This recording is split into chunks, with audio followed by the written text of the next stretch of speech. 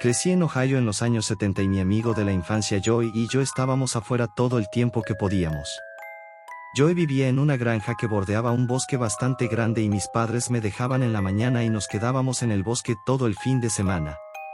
Nos encantaba fingir que éramos hombres de la frontera, construíamos refugios, trampas, practicábamos hacer fuego con palos, los 9 metros completos. Cuando estábamos en la escuela secundaria, se nos ocurrió la idea de hacer un Stand By Me, basándonos en la película del mismo nombre. La idea era caminar por las vías del tren en el campo. Pero en lugar de buscar un cadáver, encontraríamos puentes interesantes para pescar y acamparíamos un poco alejados de las vías. Sabíamos que esto era peligroso y probablemente estábamos invadiendo la propiedad, pero éramos niños. Nos divertimos mucho. Encontramos hermosos ríos, descubrimos puentes a los que nadie iba, pescamos y nos escondimos de los trenes. Por la noche acampábamos en el bosque cerca de las vías y hacíamos pequeñas hogueras escondidas. Nunca pasó nada malo. Fue idílico y tan divertido que lo hicimos varias veces sin problemas. Después de la secundaria, Joey y yo seguimos nuestros propios caminos. Ambos salimos de casa, pero siempre nos mantuvimos en contacto y tratamos de coordinar las visitas para vernos de vez en cuando. Un verano a mediados de los 90 resultó que ambos estábamos en la ciudad durante aproximadamente una semana. Hacíamos cosas con la familia durante el día y por la noche tomábamos unas copas en un bar o nos sentábamos afuera de la casa de Joey alrededor del fuego y hablábamos de los viejos tiempos. Una noche, Joey y yo empezamos a hablar sobre nuestros viajes, Stand By Me. La nostalgia y la cerveza son una mezcla increíble. Pronto decidimos tomarnos un día, caminar por las vías, acampar una noche y caminar a casa. Llegó el día y salimos temprano por la mañana. Hicimos que mi esposa nos dejara en nuestro antiguo lugar de inicio, justo en las afueras de nuestra ciudad natal. Ella pensó que esto era una locura y se aseguró de mencionarlo. Cuando ella se alejó, Joe sugirió que en lugar de caminar por la ruta habitual, tomáramos la dirección opuesta, solo para ser aventureros. Conocíamos bien el terreno, teníamos un mapa, así que dije, ¿qué diablos?, y nos pusimos en marcha. El día transcurrió bien. Fue divertido y un poco triste, pero en el buen sentido. Encontramos un puente, nos sentamos en el borde, fumamos un porro y seguimos adelante. No teníamos equipo de pesca, pero trajimos algo de comida enlatada y otras cosas. Antes de que comenzara a caer la noche, elegimos un lugar para acampar. Era una zona boscosa espesa, con árboles a cada lado de las vías del tren, por lo que te sentías como si estuvieras en un túnel. Habíamos traído pequeñas hamacas para dormir, pero antes de instalarlas decidimos explorar un poco el perímetro. Esto es lo que solíamos hacer en los viejos tiempos. Caminábamos un poco por el área para asegurarnos de que no estuviéramos en el jardín de alguien. Caminamos unos 30 metros hacia el bosque y subimos una pequeña pendiente. Pensamos que si no veíamos nada desde lo alto de esta colina, estaríamos bien. Pero cuando llegamos arriba, vimos un viejo edificio a unos 100 metros dentro del bosque. Apenas era visible. Reflexionamos sobre qué hacer. Ambos asumimos que era una cabaña o algo así, porque no parecía haber un camino despejado hacia allí. Desde donde estábamos, tampoco parecía haber nadie dentro. Todo estaba en silencio, no se veía ningún movimiento ni luces. Decidimos acercarnos un poco más solo para asegurarnos. Bajamos la colina muy lentamente y cuando nos acercamos al edificio vimos que no era una cabaña en absoluto, era una iglesia antigua.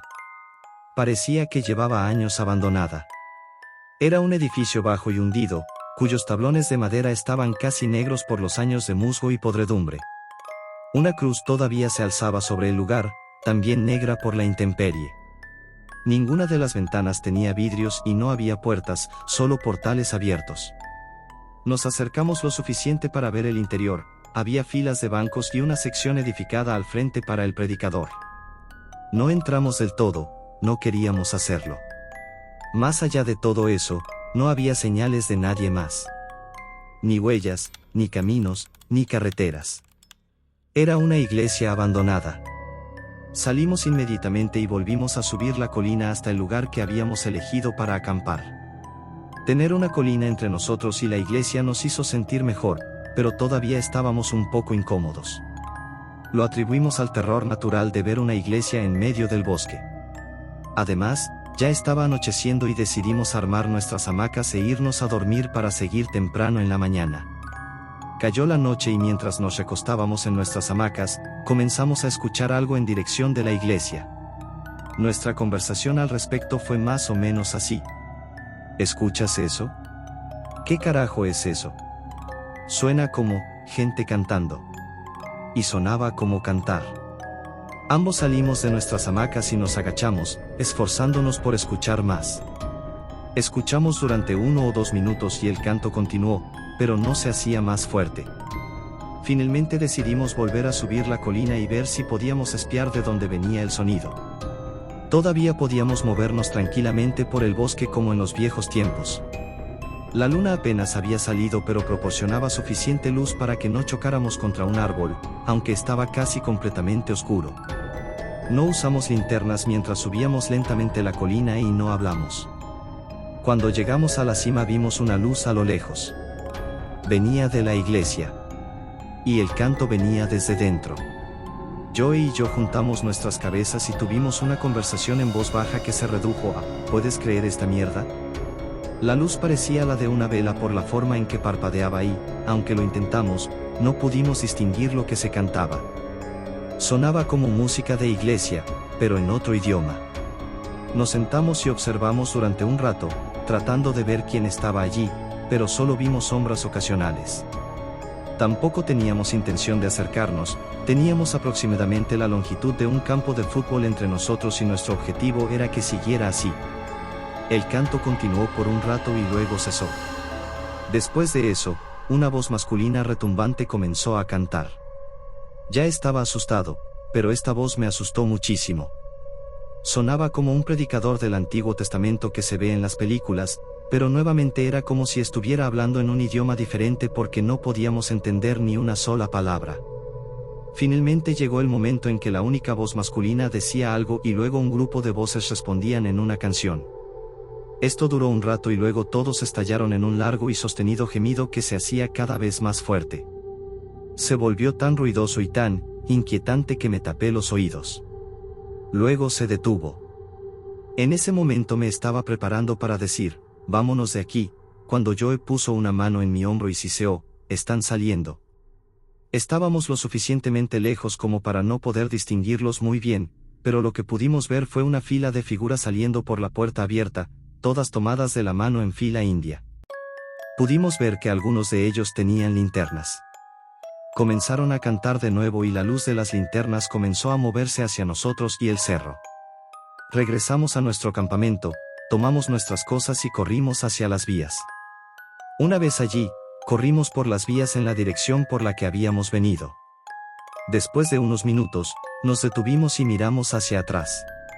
Vimos luces que bajaban por la colina. Se movían erráticamente como si quien las estuviera sosteniendo las estuviera sacudiendo. Seguimos corriendo a borbotones y caminando lo más rápido que pudimos. Finalmente dejamos de ver las luces y llegamos a una carretera. Según nuestro mapa, sabíamos que había un pequeño pueblo a unos 15 minutos, caminamos hasta allí, llegamos a una gasolinera abierta a las 24 horas y llamamos a mi esposa para que viniera a buscarnos.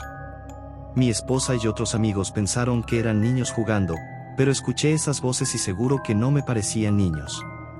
No estoy seguro de quiénes eran esas personas, pero definitivamente fue lo más espeluznante que me pasó en el bosque. Así que, a las extrañas personas en la iglesia del bosque, no nos volvamos a ver. Espero que te haya gustado. ¿Tienes una historia similar? Escríbela en los comentarios. Deja tu like y no olvides suscribirte para escuchar más historias de Let's Not Meet. Gracias.